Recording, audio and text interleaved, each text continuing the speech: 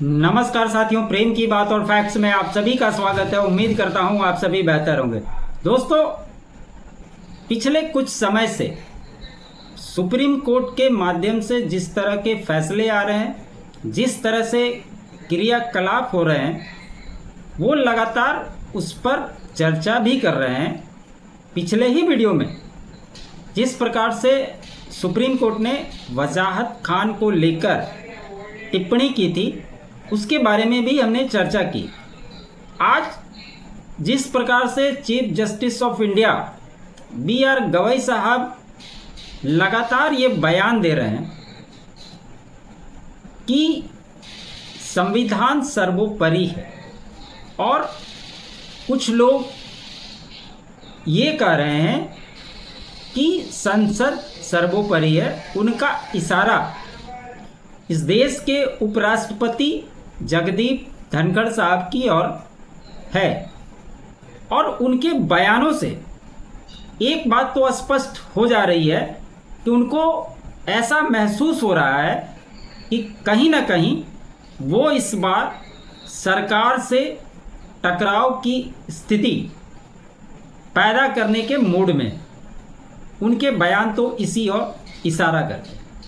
तो क्यों ये मामला उठा था, थोड़ा पीछे जाकर आपको उस बारे में भी जानकारी रहेगी, तभी आप इसको पूरी तरह से समझ पाएंगे। आपको याद होगा, तमिलनाडु का एक मामला था जिसमें करीब करीब 10 बिल जो थे वो तमिलनाडु के राज्यपाल के पास में पेंडिंग पड़े हुए। उसी को लेकर एक मामला दर्ज हुआ था सुप्रीम कोर्ट के अंदर, और जिसके सुनवाई के दौरान 2 जजों की बेंच ने राज्यपाल के ऊपर भी टिप्पणी की थी, साथ ही साथ इस देश के राष्ट्रपति के ऊपर भी टिप्पणी की थी, और कहा था कि अगर कोई बिल राष्ट्रपति भवन से पास नहीं होता है तो उसकी जानकारी देनी पड़ेगी, जबकि इस देश की प्रथम नागरिक के रूप में राष्ट्रपति जानी जाती हैं, और बहुत सारे ऐसे नियम हैं जिनसे राष्ट्रपति और राज्यपाल को मुक्त रखा गया है। तो ये किसी भी तरह से न्याय संगत नहीं था। वहीं से इस मामला को उठा, और उसी मामले पे जगदीप धनखड़ साहब ने टिप्पणी की थी कि इस देश का सुप्रीम कोर्ट सुपर संसद की तरह काम कर रहा है। ये बात अभी के चीफ जस्टिस साहब को नागवार गुजर रही है, ऐसा महसूस हो रहा है, क्योंकि वो भी जहां जहां भी जाते हैं इस बात को लगातार उठाते रह रहे हैं। इससे क्या दिखाना चाहते हैं ये तो वही जाने, लेकिन एक बात तो स्पष्ट है, इस देश में चाहे वो सुप्रीम कोर्ट हो, चाहे इस देश की संस्थाएं हो, चाहे इस देश का संसद हो, एक संविधान जो बाबा साहब अम्बेडकर ने बनाया था उसी के तहत हर कोई काम करता है। वो कोई संस्था नहीं है। बात इस बात पर आई थी कि संस्था की बात हो रही थी। सुप्रीम कोर्ट और संसद, इन दोनों के बारे में बात हो रही थी। संविधान के तहत तो ये तीनों काम करते हैं, कार्यपालिका, न्यायपालिका और विधायिका, तीनों उसी के अंतर्गत काम करते हैं। लेकिन वो संस्था नहीं है, वो इस देश की मूल भावना है, जिसके अंतर्गत, जिसके नियमों के तहत हर किसी को काम करना पड़ता है। ये बात सुप्रीम कोर्ट को क्या समझ में नहीं आती, यह अपने आप में बड़ा ही विचारणीय है कि आखिर इस तरह के बात को बोलकर वो क्या साबित करना चाहते हैं। तो आइए उसी के ऊपर में थोड़ा बात करते हैं। जगदीप धनखड़ साहब ने कहा था कि संसद से ऊपर कोई संस्था नहीं। धनखड़ ने कहा कि एक प्रधानमंत्री ने इस देश में आपातकाल लगाया, उन्हें 1977 में जवाबदेह ठहराया गया था। इस बात को लेकर कोई संदेह नहीं होना चाहिए कि संविधान जनता के लिए है और यह उन्हें सुरक्षित रखना है। संविधान में कहीं नहीं कहा गया है कि संसद के ऊपर कोई और संस्था है। धनखड़ साहब ने कहा एक उदाहरण देते हुए कि किसी संवैधानिक पद पर बैठे व्यक्ति द्वारा कहे गए शब्द देश के सर्वोच्च हित को ध्यान में रखकर ही बोले जाते हैं। इससे पहले 17 अप्रैल को जगदीप धनखड़ ने कहा था कि अदालतें राष्ट्रपति को आदेश नहीं दे सकती। ये तमिलनाडु वाले मामले के बाद उनकी टिप्पणी थी। तो चीफ जस्टिस साहब बोले कि जज होना 9 से 5 की नौकरी नहीं है, यह देश की सेवा लेकिन कठिन काम है। कॉलेजियम पर कह रहे हैं कि जाति और धर्म चयन के मानदंड नहीं। सबसे पहले इस देश के संविधान में ऐसा कहीं नहीं लिखा हुआ है कि आप जजों की चयन प्रणाली को अपने आप तक सीमित रखें और आप यह डिसाइड करें कि कौन जज उपयुक्त है, कौन जज अनुपयुक्त है और आप उसका सिलेक्शन कर दें। ये कहाँ लिखा हुआ है? तो वो आपने बनाया हुआ है, उसकी वाहवाही भी आप खुद ही लूटते हैं और खुद ही उसको बहुत अच्छा बताते हैं। जबकि इस देश में देश की जनता के द्वारा चुने गए प्रतिनिधि उस जनता के आवाज के रूप में संसद में खड़े होते हैं और उनकी बातों को रखते हैं। तो आप कैसे बोल सकते हैं कि वो सर्वोपरि नहीं है? और अगर ऐसी बात है तो सुप्रीम कोर्ट के जज हों चाहे हाई कोर्ट के जज हों, वो भी इस जनता के द्वारा अपनाए गए प्रणाली से क्यों नहीं गुजर जाते? एक बार वो भी इस प्रणाली से गुजरे तो उन्हें भी समझ में आ जाएगा, लोगों को भी लगेगा कि भाई ये तो बहुत अच्छी बात है। और न अगर इतना करना है तो इस देश के जितने भी माननीय विधायक हैं वो हाई कोर्ट के जज को चुन ले और जो सांसद हैं वो सुप्रीम कोर्ट के जज को चुन ले, वही एक प्रणाली आ जाए, क्या दिक्कत है? फिर उन्होंने आगे कहा कि कॉलेजियम में हमने हमेशा योग्यता के आधार पर चयन का प्रयास किया है, कभी भी जाति, धर्म और वर्ग के बारे में नहीं सोचा। हमने केवल उम्मीदवार की योग्यता और यह देखा कि क्या वे पद के योग्य हैं। तो ये कहाँ नहीं देखा जाता है जज साहब? क्या इस देश में IAS IPS चुनने की प्रक्रिया में, चाहे इस देश में सांसद को चुनने की प्रक्रिया में या प्रधानमंत्री के चुनने की प्रक्रिया में, कहाँ पे इसको लागू किया जाता है? और जो लोग आरक्षण की बात करते हैं, किसमें आरक्षण होना चाहिए, उसमें आरक्षण होना चाहिए, तो क्या सुप्रीम कोर्ट में आरक्षण है क्या कि उसी के तहत आप भी काम कर रहे हैं?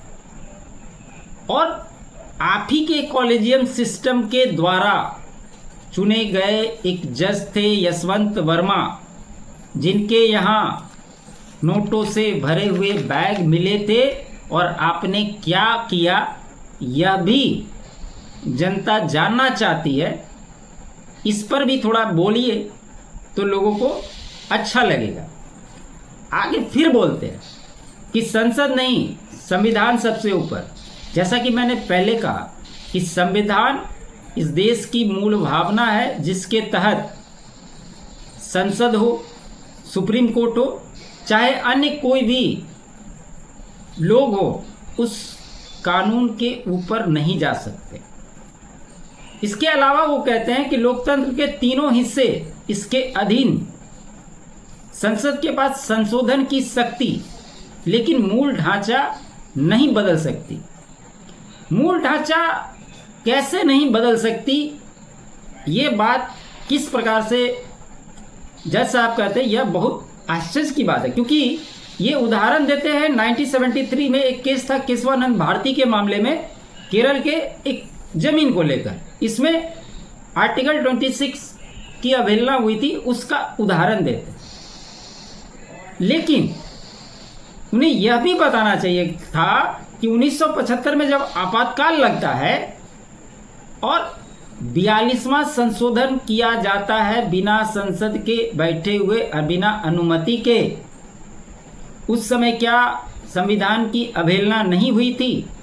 इस बात पर गवई साहब आप अपनी टिप्पणी जरूर दें, क्योंकि इस तरह के कई सारे पूर्व में कार्य हो चुके हैं जिस पर सुप्रीम कोर्ट मूक दर्शक बनकर दिखाई देती रही है।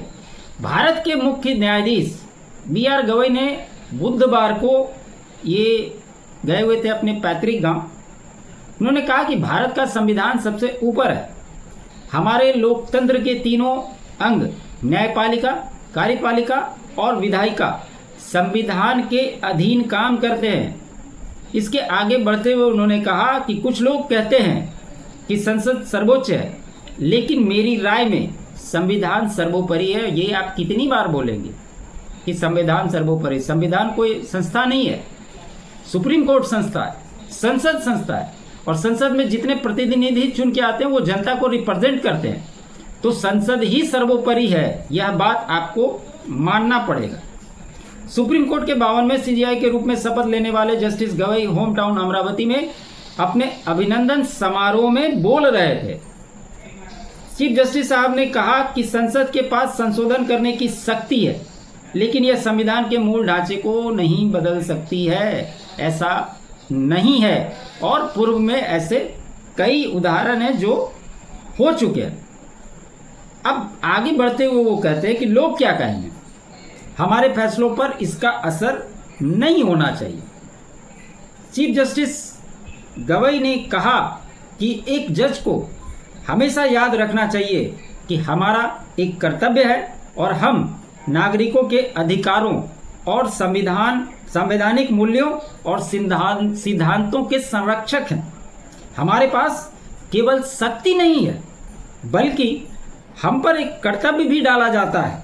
किसी जज को इस बात को लेकर नहीं चलना चाहिए कि लोग उनके फैसलों के बारे में क्या कहेंगे या क्या महसूस करेंगे।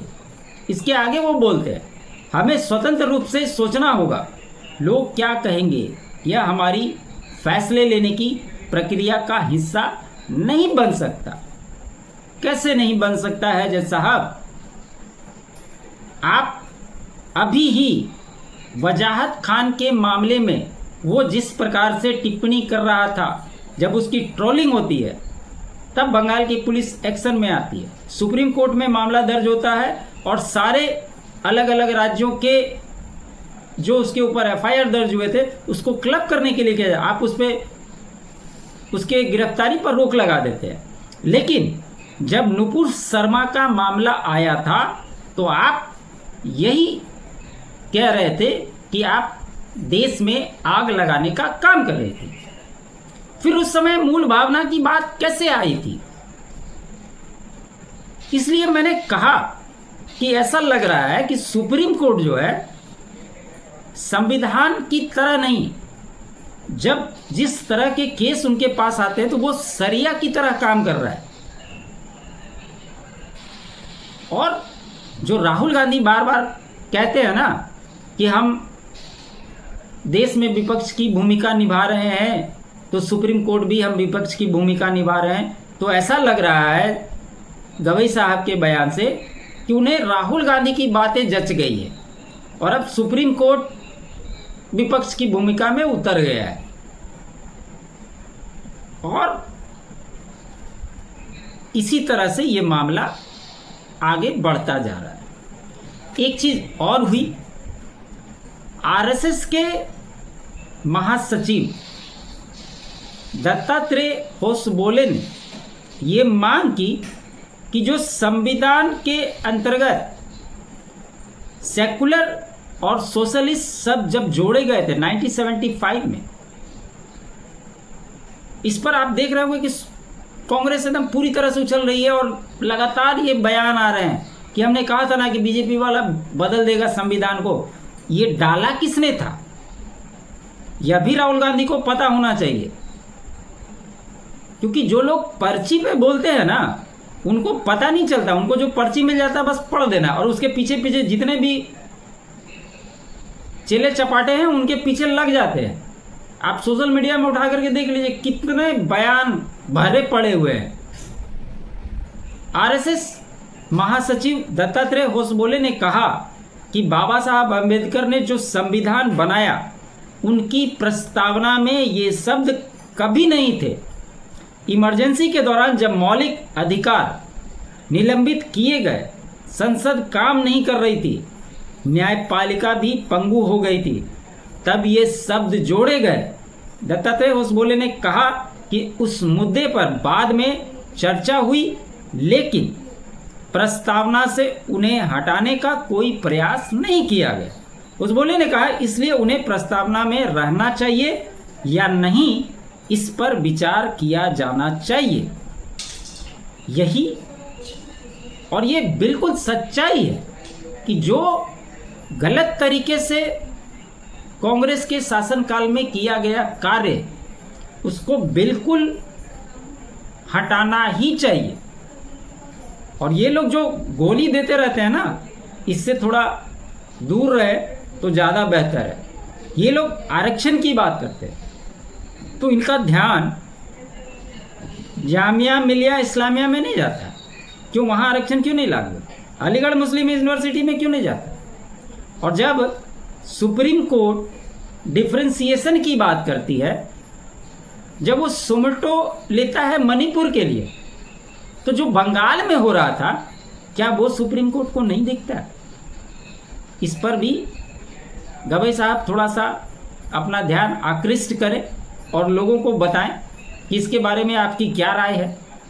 हम लोगों को भी अच्छा लगेगा। लेकिन सबसे बड़ी दिक्कत क्या है पता है? सबसे बड़ी दिक्कत यह है कि जितने भी बड़े बड़े वकील या जज, इन्हें लगता है कि संविधान की पूरी जानकारी इन्हीं के पास है। कोई आम नागरिक, कोई आम लोग इसके बारे में अगर बात करता है तो बिना किसी जानकारी के, बिना किसी तथ्य के, सिर्फ ऐसे ही बोलता है। तो ये सोचना भी कहीं ना कहीं गलत है। तो यही थी खबर दोस्तों। उम्मीद करता हूँ मेरा ये विश्लेषण आपको अच्छा लगा हो। अच्छा लगे तो लाइक जरूर कीजिएगा, अधिक से अधिक शेयर कीजिएगा। चैनल पे नए हैं तो चैनल को सब्सक्राइब कर लीजिएगा। मेरे अल्टरनेट चैनल फैक्ट्स को भी आप सब्सक्राइब करें। साथ ही साथ चैनल के लिए अगर आप कुछ कंट्रीब्यूट करना चाहते हैं तो बाकी डिटेल आपको स्क्रीन पे है, डिस्क्रिप्शन में मिल जाएगी। आप सभी का बहुत बहुत धन्यवाद। जय हिंद, जय भारत।